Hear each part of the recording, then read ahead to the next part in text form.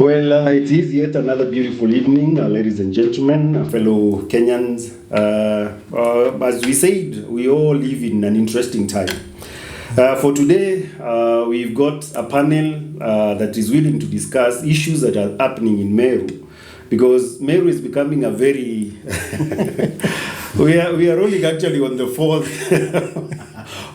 impeachment. Yeah. So actually, I believe we should make the perspective very clear to our people to get to understand why do we have to keep on doing this. So I believe our citizens, the ones who are watching us from wherever they are watching us from, they will be able, by the time we are done, they will be able to understand exactly why it has to be done, if it is the right time for it to be done, and basically if the party has got any power to interfere with what the people believe is right for them. So, well, it is an open discussion. So, what do you think? Maybe my name is KinotiMarete. Yeah. My name is Dranela Salesio, aka Mtata. My name is Elias Kiremi.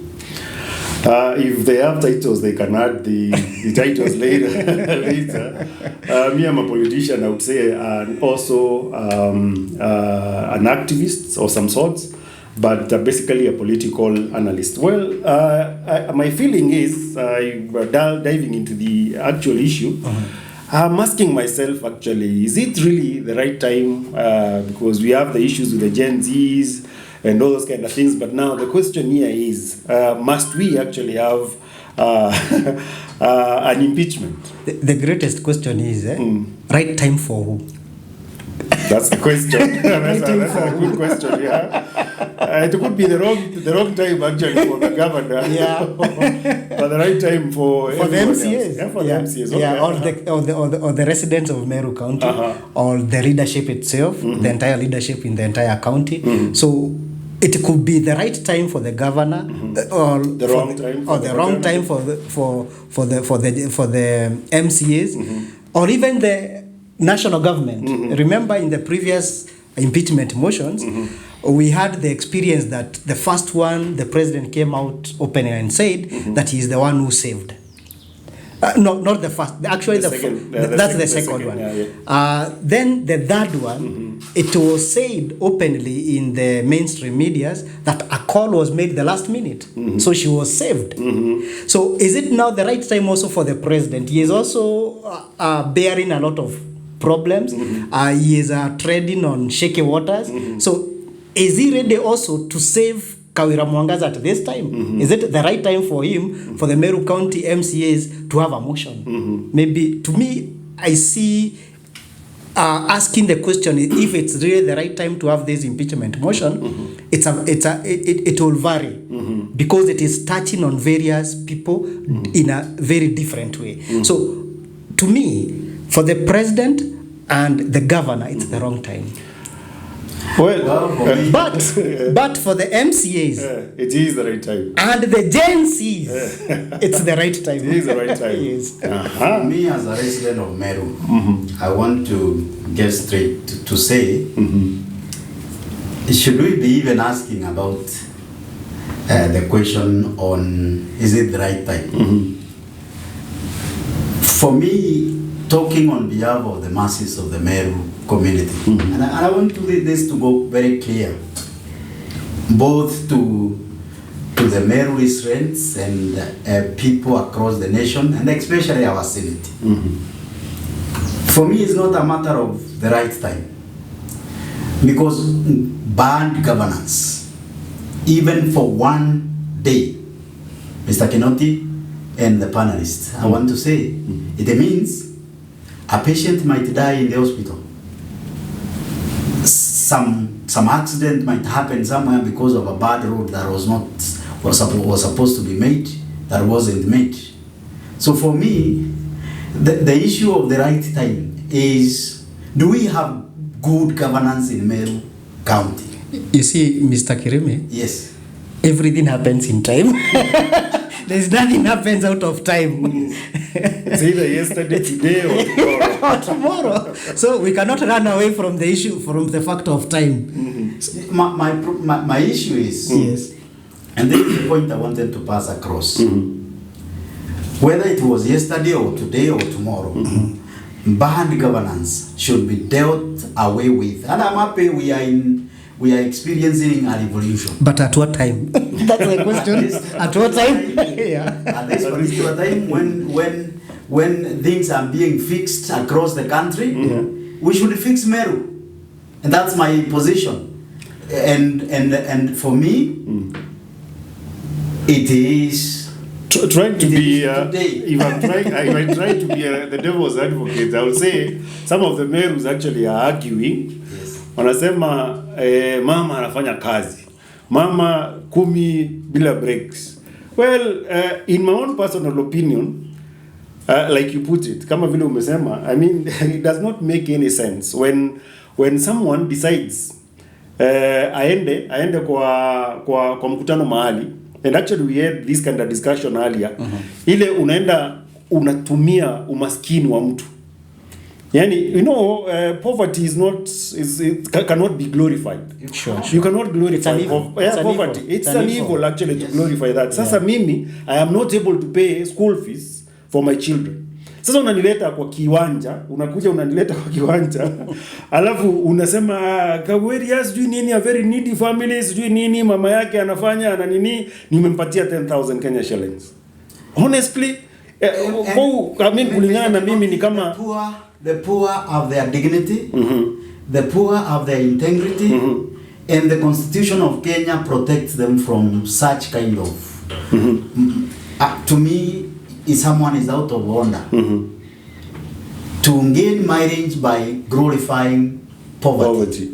And it is purely very wrong. If you pay school fees for an Indian child, even the Bible itself says, mkono ya kulia kushoto isijue. How are we running from the truth?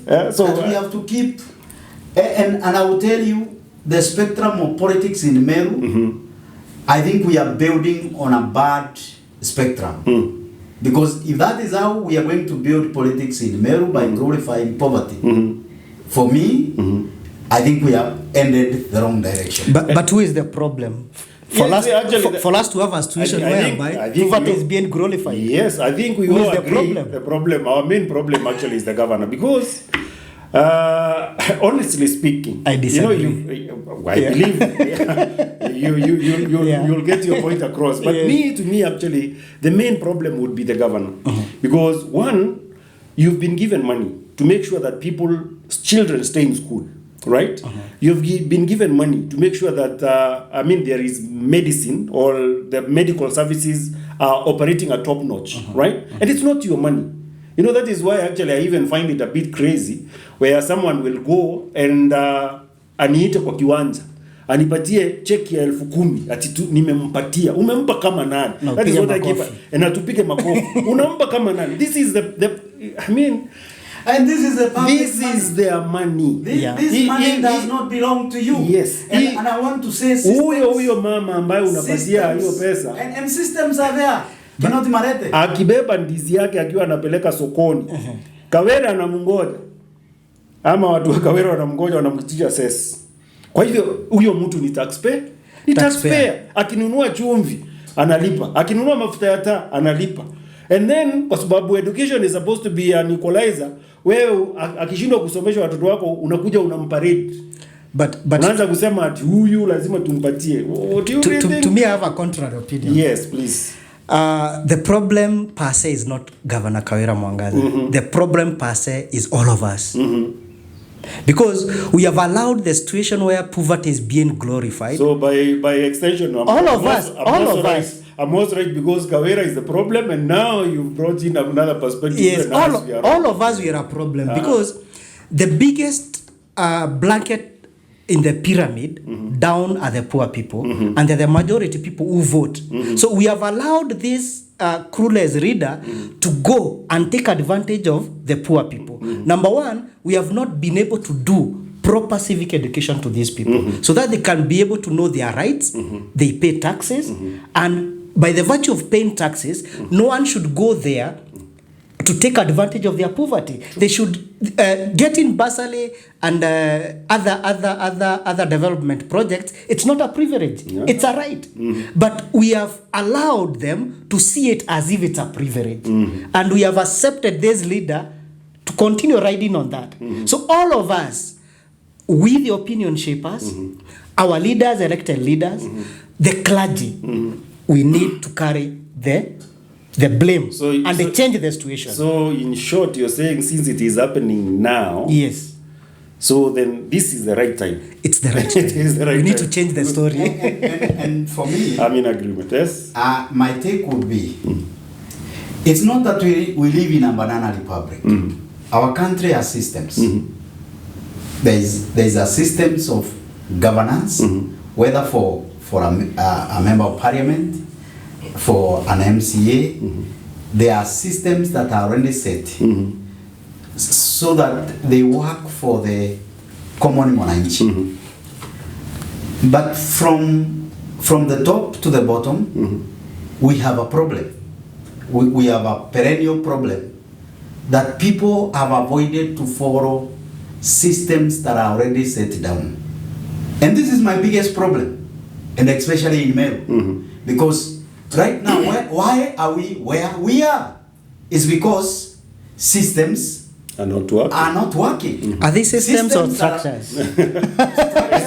There's more structure in the system actually basically is more the same. Systems, I think, one and the same thing. I went to good schools. One works inside the other. Yes. And I want to say that if these systems are not followed, even if we put another governor there, then the same things are going to happen over and over again. So and she should not be. We should bring this to a stop. To you, she should not be impeached. And change. My friend, I said that this must be brought to an end so that we can serve as an example to any anarchy and any governance that does not follow systems that are already set. And even for the Republic of Kenya, why are we where we are? It's because systems have been defrauded, systems have been ignored, systems have been, people have abused systems and for their own, and diverted them for their own personal good. And that's why we have the trouble. And I'm happy because the young people have risen up and confronted the monster, Edo. And I'm happy for them. And I want to say, because the revolution is happening, let the wind blow in Meru also. And bring the change that is... Mutu asalimiwe. I wouldn't want to go that direction. I wouldn't want to go that direction. I'm saying... the impeachment. If the wind of change is blowing, why should Meru be left alone? Me, let me take a different perspective. Basically, I would want to explain to our people in black and white. The money that any person, be it the governor, be it the member of parliament, be it an MCA, whatever amount of money they come with, apart from ile pesa mtu anafanya yake mwenyewe, anything else, ikiitwa basari, ikiitwa ni barabara, watu wasisahau hiyo ni pesa yao. That is number one. It is their money. And I would want them to understand, the way I understand it, the reason why the MCAs have decided to take her to Calvary 4, it is simply because they understand our money. Ama mimi naweza sema, mimi personally, I believe our money is being used wrongly. Misused. Inakuwa misused. Inatumiwa vile visivyo. Because look at it this way. There is a place, yeye mwenyewe na mdomo yake, alienda akasema amepeana vitu za hizi mahema, tents, and uniforms, mpira na mipira. Worth 26 point something, and I think 26.6. Yeah, she said in Kisima Ward. In Kisima Ward. Yes. 26 million Kenya shillings. Do you know that is a factory? Unajua hiyo ni factory ya macadamia ya kutengeneza unajua hiyo ni nyumba kama ile ilikuwa imejengwa Mtuge ya ku preserve viazi. Do you know we can be able actually with that kind of money to process hizo viazi tuweze kutengeneza crisps and things like that. So Meru lazima understand ya kwamba the money is being misused. Sasa ukipatia watu mpira, sikatai kuna vijana ambao wako na talents. But now ukiwaachia mpira umewatia uniform, and then hakuna hata league ya county. Because that is something that someone needs to understand. If I have a talent, I have to be spotted by someone. Yeah. Na I can only be spotted by someone kama ninacheza ligi ambayo au national scouts ama international scouts wanaweza kuja. Yeah. So tunacheza Kagwampongo versus versus wherever it is, na tunachezaga tu Jumapili. We have no coach. We just kick the ball. Even the fields themselves. Hakuna hata pesa. Hiyo 26 million, by the way, angeenda nayo hiyo kwa whatever, angetengeneza viwanja kama 3 in the same ward. That's true. Ya kuchezea mpira. And then she starts a league. Unaona, anaanza league ya kucheza mpira. So can you imagine akienda 45 words, simple mathematics, kenda ntoberewa ambuke nyaki mbiro no tubi baraba bakutekezeni. Lakini the question here is, if she used to 26.5, our own words 26.5 million, that one would be ni zero ngapi ziko kwa 26 million 500 si ndio? Sasa tuko kwa board, actually whiteboard nataka ikuwe kwa hapa. Tuseme times 45 words, if she was to do it in 45 words. Yeah.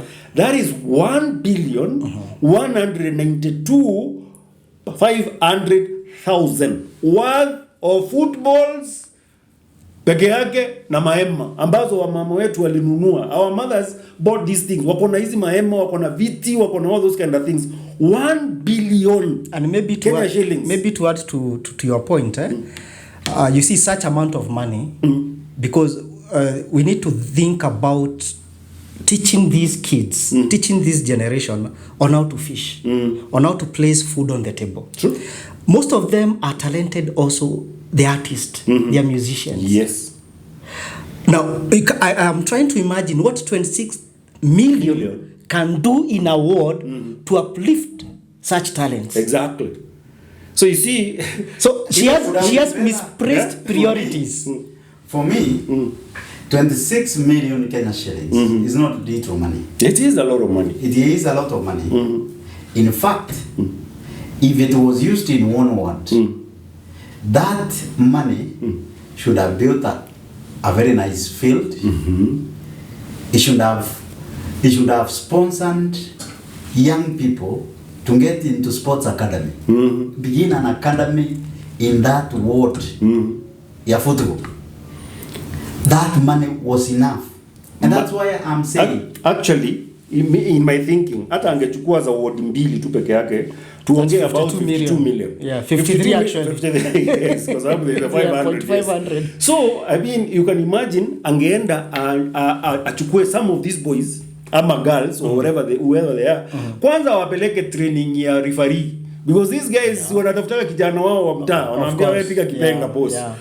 Hiyo ni fault, hiyo ni penalty, hiyo ni whatever, but the guy has no knowledge. He has no knowledge. Yeah. So even if you are trying to sharpen somebody's skill, sharpen them with the right people. Sure. Wewe enda train mtu akue referee, ukuje umwajiri. So you see 56 million angeweka hapo na wangeajiri. And then with the same 56 million, it was possible, or it is possible with 50 million to start a league ambayo inaanzia mashinani, kunakuja eventually kunakuwa na timu ya county. Because sasa tukianza kucheza county, kama Meru tunacheza na Tharaka ama tunacheza na Isiolo, that is where the national scouts will be able to find our players. Sure. Lakini sasa hiyo I keep on repeating, mnacheza Kagwampongo versus Mkoriga or something like that. So surely unasaidia hao watoto. So I want our people to understand those are the kind of things wale ambao, and there is a saying that says evil shall prosper if good men do nothing. There is no way you can sit back and say unaona mamako akiwa anakuwa paraded, even if it's not your mother. Sisi kwa Kimeru tunasema those are our mothers. Those are our mothers. Those are our parents. Mtu anasimamishwa pale, anaaibishwa kwa sababu ya umaskini yako na ati huyu mama sijui bwanake alikufa. So unaanika mambo yake yote pale. And then you are wanaita waji counselor, si ndio? Unafanyaga hizi whatever. See, that is why utakutana na watoto wengi sana wako under depression. Yes. One, I cannot afford school fees. Na nikienda kupewa bursary ninatangazwa. Ninatangazwa. If my mother was paraded, let me take it further for you. Yes. If my mother was paraded in the in the public. And for sure the school fees was paid. Yes. But when I get back to school, kila mtu anajua every child is laughing back at me because mimi ni yule mtoto wa mama wa kuokolewa. Honestly speaking, this must come to an end. It's something that must be condemned by every sober and men and women of integrity. The other reason why I think it's the right time, yes. Maybe on the same note, how do we end it? That's a critical question. How do we end this scenario of parading the poor people because of bursaries? Another problem we have, major problem, we have multiple bursaries. You get the president has his own bursary, yes. Governor akona bursary yake, MC akona bursary yake, women rep akona bursary yake, MP akona bursary yake. I think we should have a law whereby all these bursaries are consolidated. Alafu zinapelekwa mahali fulani. Now we have total capitation. It is free education. Free education. End of story. End of story. End of story. Tumaliza mambo. Actually, that is what I was telling Mr. Greni earlier. Nilikuwa namwambia wacha tuanze hata na za MP peke yake. Yes. 30 million Kenya shillings. 30 million Kenya shillings, 30 million, tulisema 30 million iko na 06, so that people understand. Yes. So 30 million, and we have how many constituencies? 290. Yeah, 290. That is 8.7 billion. That's a Kenya lot of shillings. money. That's a lot of money. Na huyo ni nani peke yake? MP peke yake. Tukuje kwa county. I mean kwa county. Yes. County is 300 million.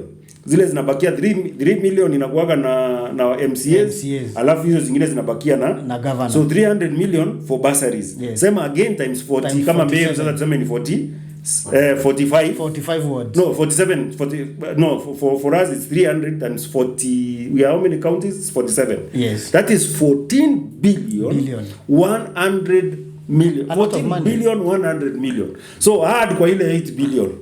Ile tulikuwa tuko naye pale mwanzo. It's enough. It is enough to take our capitation. Yes. And people will ask themselves, actually, ndio Kibaki wakati alisema mambo ya free education, someone alikuwa amemuuliza, how will you do that? Kambia, it is possible because this is exactly what he had seen and he made it possible. Yeah. Watoto ukienda kama for example sasa kama day school ni 4,000 Kenya shillings per term. Yeah. So that one is less than 1,300. About 1,500 actually, because it's 13.99 is what will give you 4,000 per term. Yeah. So 1,400 shillings a month for a parent. Yeah. Unaona? So you hata akienda apewe bursary 4,000 amelipa a whole term. Yeah. But now serikali ilisema inataka kutoa hiyo. Hii serikali mzuri sana. Ya kina Keremi. Serikali inasema itaondoa hiyo. Then on top of that, hiyo sasa ni secondary. Primary was free, and according to Kibaki it was free. And that is actually how totally free. Yeah. And that is how he managed actually to do even the 100% transition. Because ukikutwa na mtoto nyumbani. Sasa hizi kama huyo another chief alikuwa anachapa mtoto, ati mtoto hajaenda shule, hata mzazi ati hajapeleka mtoto shule, anachapa mzazi na mama. I mean mzazi na mtoto. Chapa wote. That was wrong. The question here is, hizi shule haziko free. Wakati tulikuwa tunawapika viboko ni kwa sababu shule ilikuwa inalipwa. Inalipwa na serikali. So I mean if it is not possible and I cannot be able to afford, utanikuta na wote nyumbani and there is nothing I can do about it. Whether you can me or you don't, because you are not paying for me and I cannot be able to afford to raise that money. Too bad. Wacha tukuje kwa nimalizie na ya education. Ya university. Hiyo nimerepeat mpaka nimechoka kurepeat. If someone was classified, I can't remember vile wanazi-classify, but assuming mtoto wako kama wako alikuwa amefanya very very well. Sasa kama angetaka kwenda kufanya medicine, fees is 613,000 per semester. Per year. Tuseme ni kwa mwaka mmoja. Alafu unaambia no, it's per year. It's 600 per year. Yeah, 600. So 6 years unaona 3.6 million. Sasa unaambiwa wewe unawekwa category fulani, unaambiwa serikali it's not a problem. Tutakulia pia 70%, you pay 30%. Do you know what 30% of 613,000 is? 180 something thousand. That is 200,000. How many households? To the same poor. The same poor. Same poor family. Ule mtu alikuwa anakosa shilingi 500 They will not afford it. They will not They afford. will not. Actually, according and that is actually why most of the Gen Zs, kwa sababu ni watu wa university wako barabarani, It's true. that is their greatest grievance. Yeah. And I don't know if anybody has told this government that is what the problem is, because most are deferring. Unasema wacha tusome mwaka hiyo ingine kwa sababu saa hizi hakuna school fees. Yeah. Unaambia utalipiwa wewe ulipe 5%. Do you even know 5% of 600,000 is still a lot of money? A lot of money. It is still a lot of money. Whereas sisi wale walisoma na wale walisoma na stories za Kibaki before they change this whatever, 18,000 shillings. And don't forget that's only school fees. Yes. You have not factored in mtoto atakula, atakunywa, atasurvive wherever yuko. Now rent. Sasa how fair is it? Wakati mtu mmoja sisi tulisoma na 18,000 na wengine 23 maximum, na bado utapewa help ya kama 84,000. So the most interesting thing ilikuwa ni ile wewe si una mzazi analipa 13, unaomba help ya 40,000. Yeah. Ukipata unachukua 13 unapelekea mzazi nyumbani 20, hiyo ingine inabaki nini 27, anaenda kulipia watoto wengine fees. So you see we were surviving and we are able to, that is why you find the Gen Zs wengi wamesoma kwa sababu wao ni hiyo era ya that particular time. Sure. But now you fail to understand kwani education inataka kufanywa ya watu nini tajiri tu peke yake. Bwana Kinoti, I'll take you back to the basics.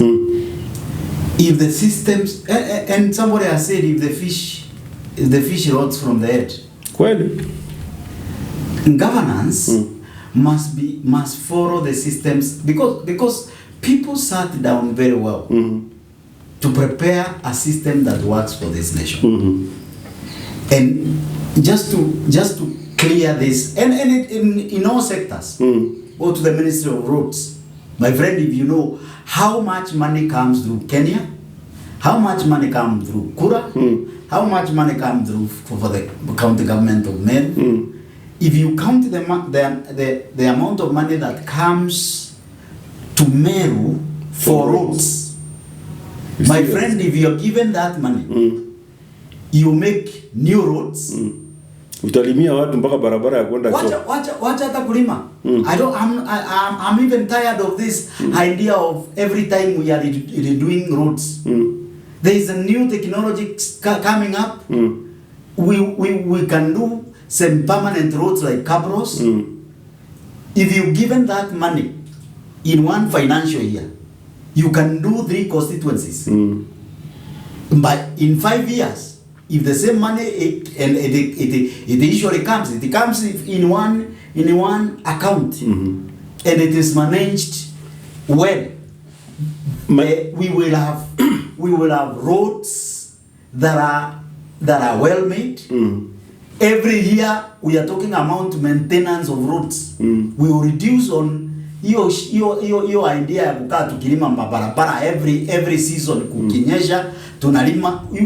We do permanent roads, tunaachwa na maintenance. But the problem is the people we elect in, they are the same people who are doing business with the government. Actually, that is why. When will they? Yes, that is actually the point where I was coming from. I did not actually conclude the reason why I was telling all that. With 300 million Kenya shillings, it is possible actually for us, before even help ingilia or whatever, for us to be able even to pay for most of your school fees. Watu wanaambiwa ati sijui because kama ni 187,000 mtu anafanya medicine, you know, the county government can say all wale watu wote ambao walipita and they are from if a company like Equity inaweza fanya vitu kama hizo sijui the wings to fly, ni county government with 300 million Kenya shillings wanaweza kushindwa kufanya nini? It can even be made a revolving fund.